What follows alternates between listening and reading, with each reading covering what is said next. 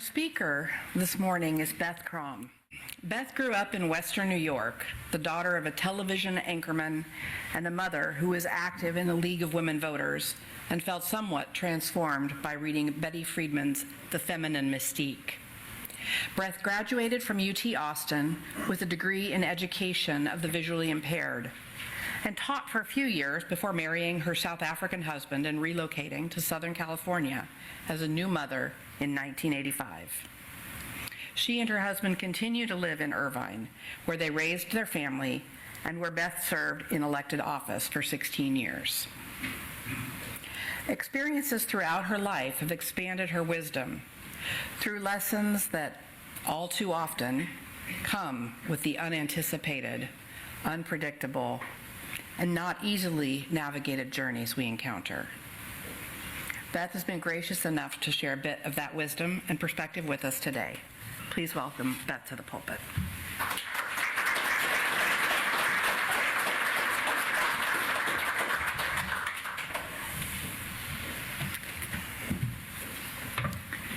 I need the step.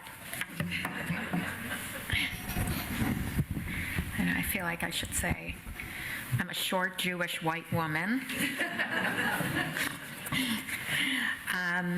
Thank you so much for having me today. I want to thank Peggy Thompson for personally inviting me. I've known Peggy for many years, and there are other friends in the room and new friends in the room. I also, I don't know if you sort of curated all of the other discussions today around me, but, you'll hear me discuss story in my remarks this morning. And I also wrote a book called Run Like You've Won, A Candidate's Guide to Developing a Strong Message, Raising What You Need, and Exciting the Electorate, and it's all about story. And so today I'm going to, Peggy's prompt was a lot of people in our community, and it goes without saying, a lot of people well beyond this community are concerned about the times we're living in and what we're facing. We have another natural disaster that's going to be coming this week. And there will be winds blowing that are just as potentially deadly. But, it is a time when we all need to be able to put everything into a perspective where we can feel hopeful and connected. So the title today is All We Control. The greatest lesson life has taught me is just how little we control. All we control are our actions and reactions. We have absolutely no power to control what other people think, do, or say. At best, we can influence. It's one of those lessons we all need remedial work on from time to time. I confess I did not understand that lesson for most of my life. I certainly did not understand it during my 16 years in political life. Had I might never have run. That's the thing. What we don't know often draws us to aspirational and ambitious aims in life. Great good is done by people who believe all things are possible, especially when those intentions are focused on achieving their goals and ambitions through actions and reactions they actually control. That said, it is what we can't control that often consumes our thoughts and upends us. We want to believe we can make the world bend to our will or cause others to act differently if we just twist ourselves into a pretzel. I was a pretzel twister. I also carried a perennial checklist in my head shaped by expectations I placed on myself, my husband, and my kids. There were always more boxes to check, and focusing on those boxes stressed me out and kept me looking beyond the moment rather than living in it. One never knows how the patterns of our lives are formed. I grew up a middle child. Any middle children here? You're my people. With an older brother and a younger sister in a Jewish family, and was raised in a working class suburb of Buffalo, New York, called Kenmore, in case Any people from Kenmore happen to be here this morning. My father was in broadcasting, first doing radio news, but when I was about 7 years old, he became the television anchorman for WKBW TV in Buffalo. Over a storied 40-year career, he would take eyewitness news from a distant third-place position to number one, where it remained for more than 3 decades. My father was the most recognized person, not just in Buffalo, but throughout Western New York and Southern Ontario. In fact, for many years, he was the top-rated newsman in Toronto, Canada. Those were the days when people had antennas on their roofs and 3 main networks to watch. My dad's name is Irv Weinstein. He's gone now, but for as far back as I can remember, my identity was conflated with his. I was very proud of my dad, but having every introduction followed by, "Do you know who her father is?" can complicate things. That said, I have no doubt that growing up with a father who was reporting the news of the day during the 1960s and the 1970s, when so much was happening in America and around the world, influenced my perspective immensely. It's worth noting that my political life, with 7 campaigns and 16 years in public eye, presented my own kids with the same dilemma. We all think we're going to raise our children differently than we were raised. It doesn't always work out. It also meant a lot of time where my public obligations distracted me from the precious time I had with my kids. I would do anything to get some of that time back. I used to tell people that I might be the Honorable Beth Krom to everyone else, but my children reminded me they needed food, clothes, pocket change, and not to take myself too seriously. My dad did not have a traditional job or conventional hours. When I was growing up, if I wanted to see my father, I had to watch the news. I was in kindergarten when President Kennedy was assassinated and have a much keener memory of the Vietnam War than many of my contemporaries, because every night we ate dinner while watching the news on a small black and white TV in the breakfast nook. A lot of history unfolded during my growing up years. Assassinations, wars, social movements, from POW bracelets and Earth Day walks to getting my period the year Roe versus Wade was made law. My identity was forged in interesting times. My mom was active in the League of Women Voters. She used to take me to Common Council meetings, the city council meetings of Buffalo, and we went out canvassing for George McGovern. I had no designs for a political life when I was growing up, though I was involved in leadership in my youth group, and in retrospect, whenever I saw an injustice and someone being bullied, I spoke up. I remember encountering a Vietnam War veteran selling pencils in the business district of our little suburb. I couldn't have been more than 13, but it made me sad, and I remember telling him that he didn't need to settle for selling pencils, that he could still work and make a life for himself. This was before the laws that brought disabled populations into the mainstream of life were enacted, but we were on the cusp of progress in that arena too. I think about that when my husband, who was diagnosed with a degenerative neurological condition nearly 30 years ago, is able to navigate pretty independently thanks to adaptive technologies, curb cuts, and bus lifts that did not exist when I was growing up.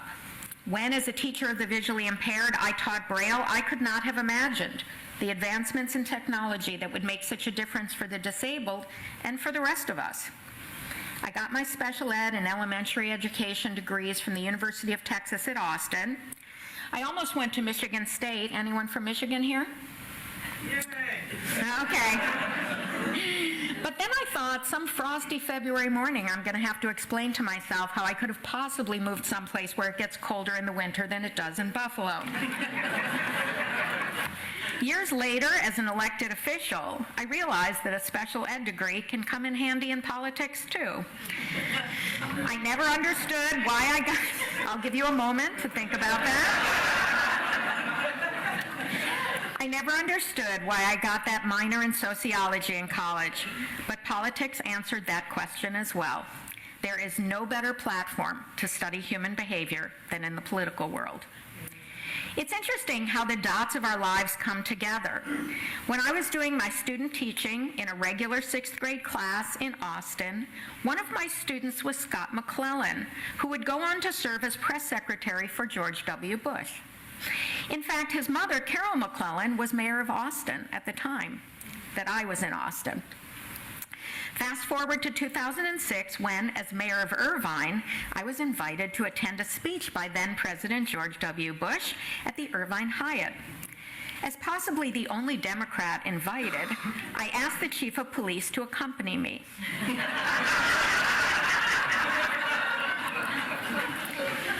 Interestingly, the topic of President Bush's speech was immigration. Things have not moved that quickly over the years. And that was almost 20 years ago. Following the speech, we moved down as people were shaking the president's hand. He had acknowledged me personally at the beginning of his remarks, so when it was my turn to shake his hand, and knowing he had served as governor of Texas, I leaned in and said, I, of course, reintroduced myself as the mayor, I'm a graduate of UT Austin, which clearly made an impression, made him happy. This was 4 days after Scott McClellan had announced he was resigning, but before he wrote his book about how he was lied to about the weapons of mass destruction and other predicates of the Iraq War. I then said to the president, in fact, Scott McClellan was a 6th grade student in the class that I taught in Austin, at which point the president said, Scotty's in the back. And he turned to the Secret Service agent next to him and said, take her back to see Scotty. As I walked the long hall, I reflected on how, after he was made press secretary, I told friends, having taught a unit on pond life during the time I did my student teaching, that it never occurred to me that little Scotty would become so enamored of the scum at the bottom of the Petri dish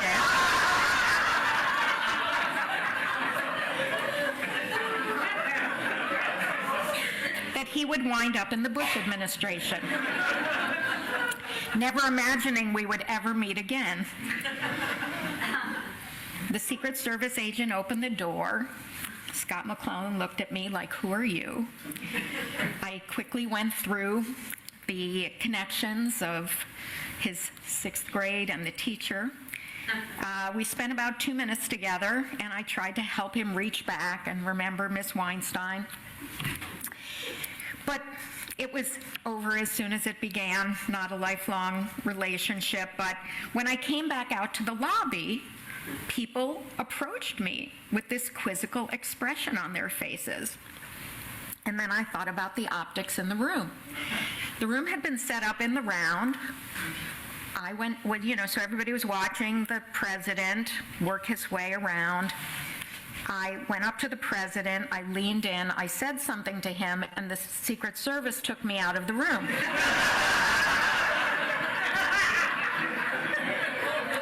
You get the picture. It would have made a great human interest story in the Orange County Register, but humanizing elected Democrats was not part of their mission. Still, it's a great story to this day. We all have a story, and dozens of stories within that story. We carry the lessons our parents taught us and the lessons life teaches us, which are generally more painful. How we draw upon lessons learned can be the difference between overwhelm and despair or resilience and hope. One of the best lessons my dad ever shared with me is be nice to everybody on your way up because you're going to see them all on your way down. Fortunately, I haven't seen too many people on the way down, but that message served me very well throughout my life and, more importantly, in political life. One of my favorite political aphorisms came from Eleanor Roosevelt, who said, "Great minds discuss ideas, average minds discuss events, and small minds discuss people." If you think about what we hear on a daily basis in the news and in the opinion sphere, we seem only to be talking about people today. We've forgotten about the value of ideas and even events. I think about this every day as the news medium my father was so proud to be associated with has become a circle jerk of opinionators who seem oblivious to any obligation to inform rather than inflame or educate rather than agitate.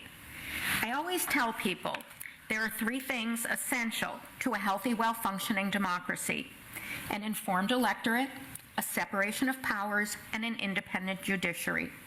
I wish I could say that even one of these remained intact. But unfortunately, it's not the case. Interesting times, as they say. When I was approaching my 50th birthday back in 2008, I told people I never feared aging. I was convinced that life would be more interesting after 50. I would come to realize that the word interesting can carry many meanings. As 2009 approached, I completed my second term as mayor of Irvine, won a city council seat, and launched a campaign for Congress within a span of 4 months. Then the unimaginable happened.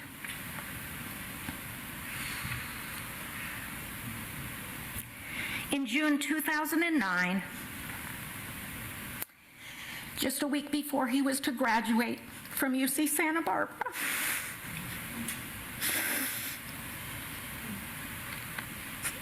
I'll be fine. It hurts you more than it hurts me to watch me, not the event. Our son Noah, the middle child of our family, died from an accidental fall from the cliffs that separate the student enclave of Isla Vista from the ocean below, adjacent to UCSB. He was 22. Nothing prepares you for the death of a child. To endure such a tragedy in the public eye is another layer of complexity to navigate. We didn't have to notify anyone. It was in the local news.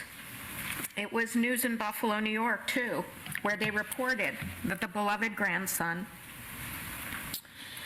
of WKBW's former anchorman had died tragically from an accidental fall along the California coast. As with every accidental death, we searched for anything to help us make sense of it. But there is no sense to be made. And even 15 years later, there are a lot of unanswered and unanswerable questions.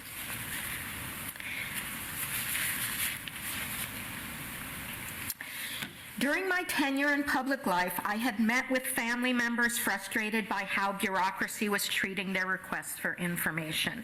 Now I was that person.